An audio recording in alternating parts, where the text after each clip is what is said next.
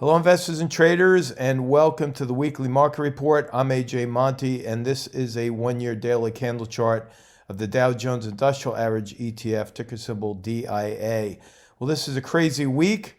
We had a no deal for the COVID relief package sitting in Congress. We had some jitters about the new wave of COVID passing through this pandemic world of ours. And as you can see, the market moved opposite of what we forecasted last week.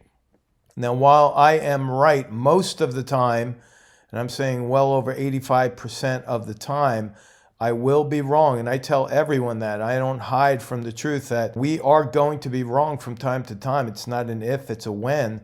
And this is one of those weeks when we were wrong. But this is also a good lesson for how to manage risk. The reason I start with the diamonds is because last week, as I zoom in here, you'll see, I notified you of this hammer pattern and then another hammer pattern with all the oscillators pointing higher. You can see that if you follow our checklist, you'll see that a drop in volume here was signaling a slowdown in the selling pressure. And it looked as though we were going to head up with the oscillators starting to hinge and the whole kit and caboodle was looking like it was going up. If you rewind and go back to last week's report, you'll also hear me say that I was mildly bullish, not madly bullish. And I pointed out this low on this candle. And I said a drop below that low right there, as I magnify that for you, I said we could go lower, and I even pointed out the gap down here could be filled, and that's exactly what happened.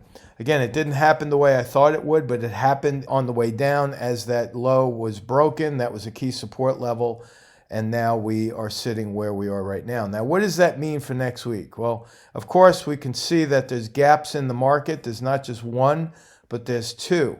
We had a gap on Monday, followed through on Tuesday, gap again on Wednesday, and look what's happening here. That's known as a spinning top.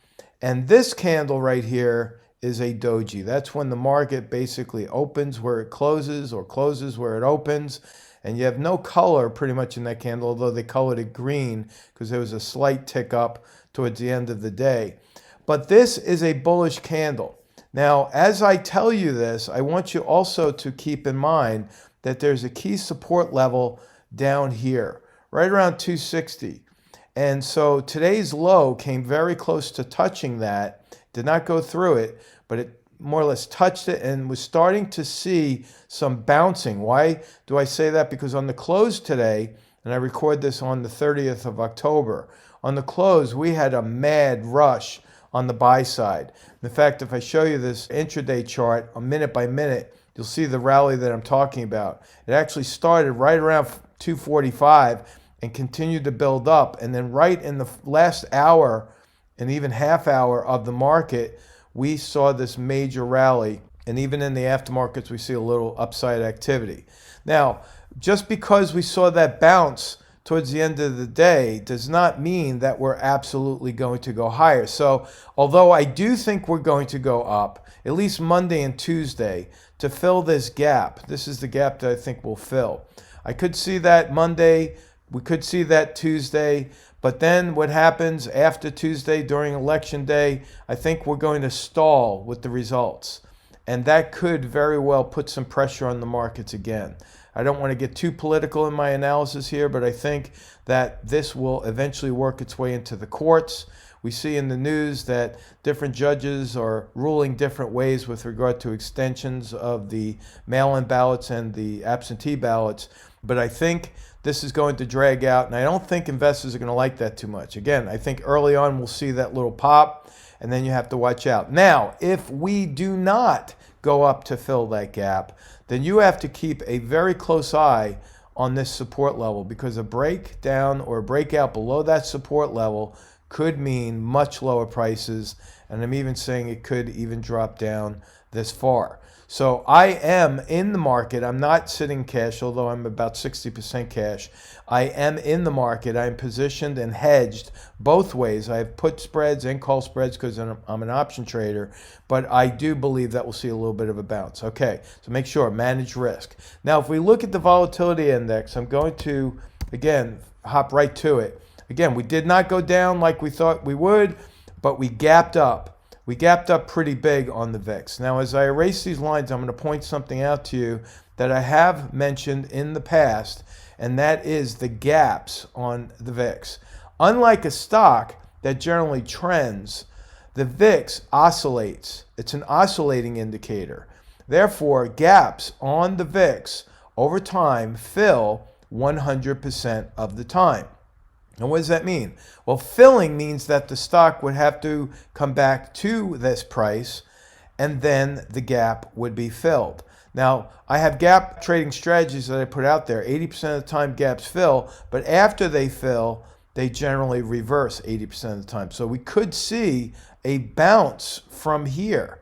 I'm doing a two-parter on this one. I think the VIX could come back down to fill that gap, and then I think we could see a little bit of a bounce. Notice there's another gap all the way down here that I think will eventually fill, but I don't think that's going to happen next week.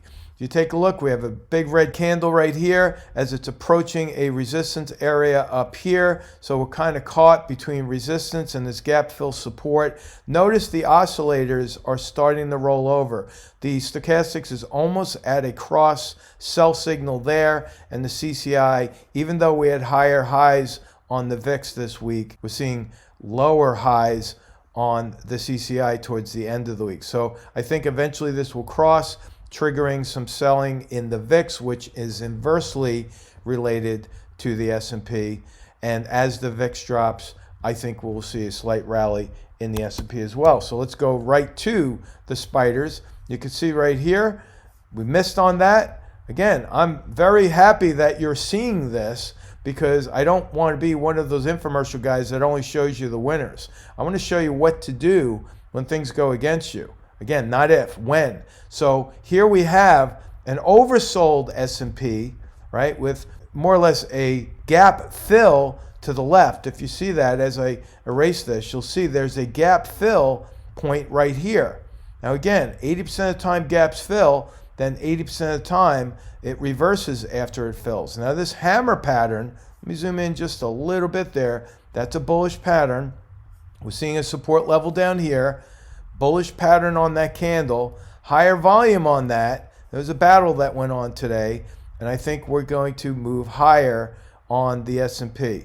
Again, I'm being conservative here. I'm not going to move all the way up to the moving average at this particular point. However, if we do get to that moving average, if we're lucky enough to rally that much, that moving average will now act as a resistance area. It's very important that you understand that once support here is broken, support becomes resistance. It's called role reversal. So the stochastics starting to hinge at the bottom of the oscillator here. I think that'll go up. CCI is going up even though we had a lower low on the spiders, and that is bullish. And so we'll move on from the S&P to IWM, which is the Russell 2000. This does not look as bullish as the others I've mentioned. However, this is also a gap fill point. The most bullish thing that happened this week between Wednesday and today was this bullish engulfing pattern. But guess what? That was erased by a bearish harami. So this is more or less going to act like a doji. It's called a summation principle when you combine 3 candles instead of just looking at 2. And so that summation principle is bringing us to a neutral candle overall. With that gap fill, I think we're going to move right back up in an attempt to fill this gap right here. So I'm going to erase that forecast from last week. Again, we did not hit on that, and I'm looking for a gap fill target next week. Now, if you like this video, and I hope you do, please click the like button. If you like to share it, then please share it with your friends and especially your family members who are interested in the market. You see, what we show here is not what's being taught in the schools. You're not going to find a college course on this. You're not going to find a college course on how to manage risk in your stock portfolio. It's not going to happen. So each and every week, I invite people to share it. I invite them to like it. And of course, if you like to subscribe, you'll get a notification if you hit the notification button. And each time I put this alert out, you'll be notified and you can take a look at it. The last part of this report addresses the political situation right now. I do not believe this is going to be a landslide because I do believe that both parties are preparing for a court battle And in Florida right now, I could already see the signs of that happening because I'm seeing a lot of our local citizens are receiving their mail-in ballots with sealed return envelopes. You know, no one's talking about this, but it's going to be a big problem because in Florida, it's hot, it's humid, and when you have glue sticking against another side of paper with glue on it, that's going to seal. And that's exactly what's happening. Why in the world they did not add the peel away envelopes, I don't know. But this is going to be a problem. And we heard on a radio station yesterday that there are tens of thousands of ballots that are already being nullified. And the election officials are saying that they don't believe they're going to be able to reach everyone to verify the signatures on time. So, of course, this is going to go to the courts. So as you move into next week, I encourage each and every one of you to vote. That's something that we should all do as American citizens. And make sure that you're keeping an eye on your account. I know a lot of people are moving to cash at the end of this week, maybe even on Monday, because they're uncertain as to what the outcome is going to be. But either way, manage risk, keep your eye on the charts, and stay tuned to these weekly market reports. Have a good weekend. So long.